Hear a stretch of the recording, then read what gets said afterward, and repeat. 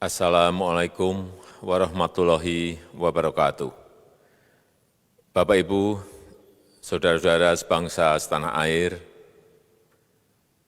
pagi tadi saya telah memimpin rapat terbatas secara virtual tentang Undang-Undang Cipta Kerja bersama jajaran pemerintah dan para gubernur.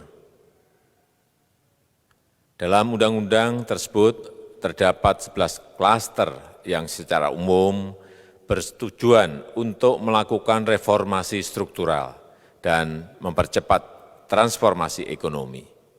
Adapun klaster tersebut adalah urusan penyederhanaan perizinan, urusan persyaratan investasi, urusan ketenagakerjaan, urusan pengadaan lahan, urusan kemudahan berusaha, urusan dukungan riset dan inovasi, urusan administrasi pemerintahan, urusan pengenaan sanksi, urusan kemudahan pemberdayaan dan perlindungan UMKM, urusan investasi dan proyek pemerintah, serta urusan kawasan ekonomi.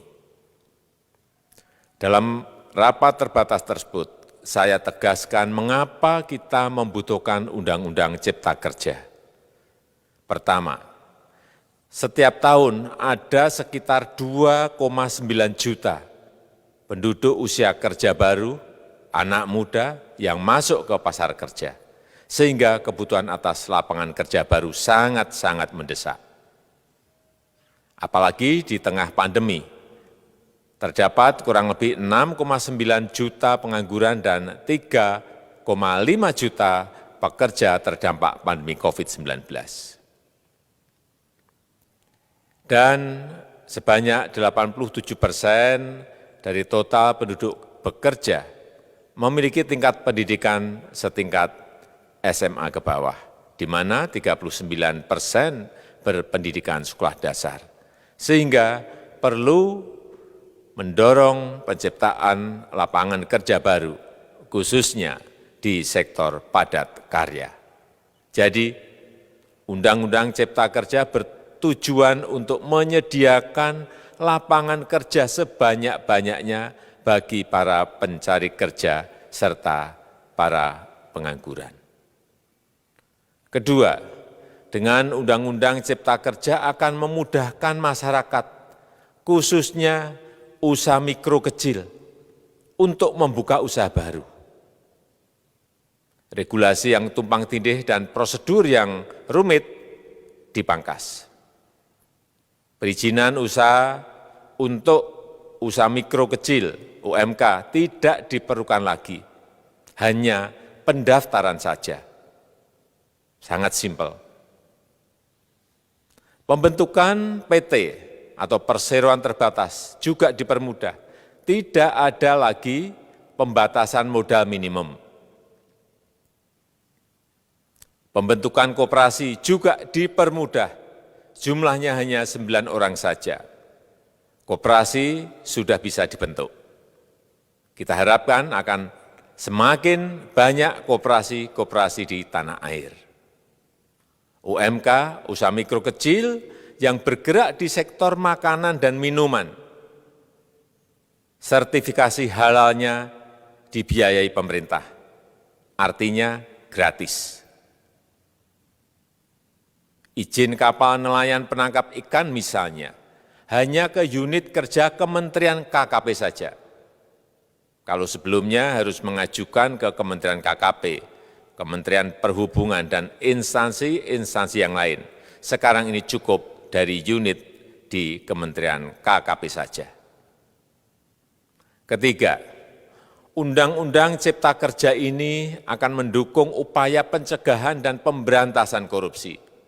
Ini jelas karena dengan menyederhanakan, dengan memotong, dengan mengintegrasikan ke dalam sistem perizinan secara elektronik, maka pungutan liar, pungli dapat dihilangkan. Namun, saya melihat adanya unjuk rasa penolakan Undang-Undang Cipta Kerja yang pada dasarnya dilatar belakangi oleh disinformasi mengenai substansi dari undang-undang ini dan hoax di media sosial.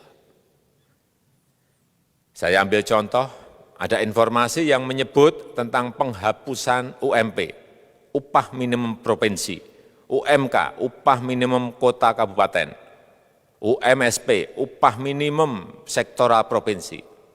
Hal ini tidak benar, karena faktanya upah minimum regional, UMR, tetap ada.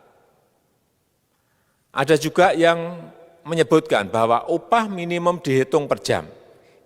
Ini juga tidak benar. Tidak ada perubahan dengan sistem yang sekarang. Upah bisa dihitung berdasarkan waktu dan berdasarkan hasil. Kemudian adanya kabar yang menyebutkan bahwa semua cuti sakit, cuti kawinan, cuti khitanan, cuti baptis, cuti kematian, cuti melahirkan, dihapuskan. Dan tidak ada kompensasinya. Saya tegaskan juga ini tidak benar. Hak cuti tetap ada dan dijamin. Kemudian apakah perusahaan bisa mem-PHK kapanpun secara sepihak? Ini juga tidak benar. Yang benar, perusahaan tidak bisa me-PHK secara sepihak. Kemudian juga pertanyaan mengenai benarkah jaminan sosial dan kesejahteraan lainnya hilang. Yang benar, jaminan sosial tetap ada. Yang juga sering diberitakan tidak benar adalah mengenai dihapusnya AMDAL, analisis mengenai dampak lingkungan. Itu juga tidak benar. AMDAL tetap ada. Bagi industri besar harus studi AMDAL yang ketat.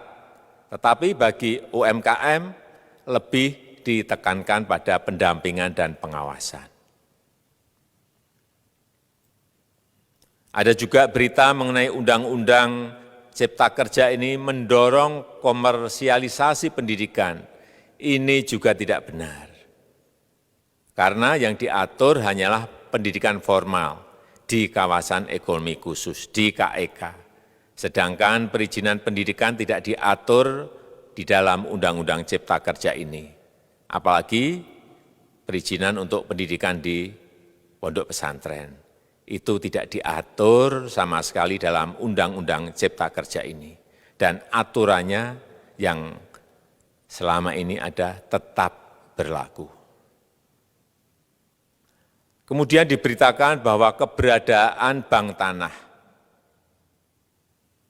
Bank tanah ini diperlukan untuk menjamin kepentingan umum, kepentingan sosial, kepentingan pembangunan nasional, pemerataan ekonomi, dan konsolidasi lahan serta reforma agraria.